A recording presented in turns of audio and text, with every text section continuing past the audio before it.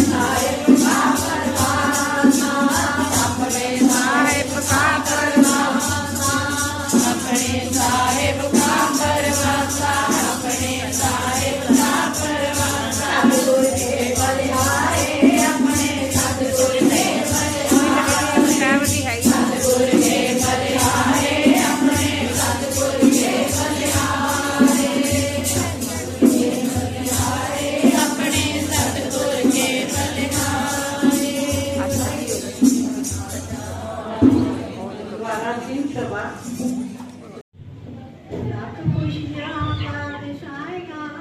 ਜੇ ਸਤਿਗੁਰ ਨਰੇ ਕਰੇ ਨਿਮਕ ਦੇ ਘਰ ਨਾਮ ਰੇ ਮੇਰਾ ਮਨ ਤਨ ਸੀਤਲ ਹੋਏ ਹੇਤ ਪ੍ਰਭਿਆਰਾ ਪਰਿਆਂ ਤੋਂ ਸ਼ਰਨਾਏ ਨਾਨਕ ਕੀ ਪ੍ਰਭ ਬੇਨਤੀ ਆਪਣੀ ਭਗਤੀ ਲਾਏ ਗਿਆਨ ਧਿਆਨ ਕਿਸ ਕਰਮ ਨ ਦਾਣਾ ਸਾਰ ਨ ਦਾਣਾ ਤੇਰੀ ਸਭ ਤੇ ਵੱਡਾ ਸਤਿਗੁਰ ਨਾਨਕ ਜਿਨ ਕਲ ਰਾਖੀ ਮੇਰੀ ਸੋ ਕੋ ਟਲ ਗੁਰ ਤੇਰੀਏ ਹੰਸ ਸਹਿਜ ਸੁਭਾਏ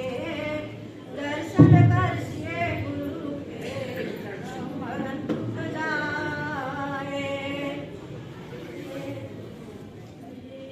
ਸਜਣ ਸੱਚਾ ਪਾਤਸ਼ਾਹ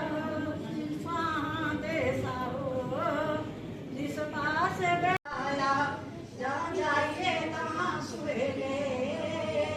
ਕਰ ਕਿਰਪਾ ਕਰੇ ਲੈ ਹਰ ਗੁਣ ਗਾਵੋ ਸਦਾ ਸੁਭਾਈ ਮਨ ਚਿੰਦੇ ਸਗਲੇ ਫਲ ਪਾਵੋ ਜੀ ਕੇ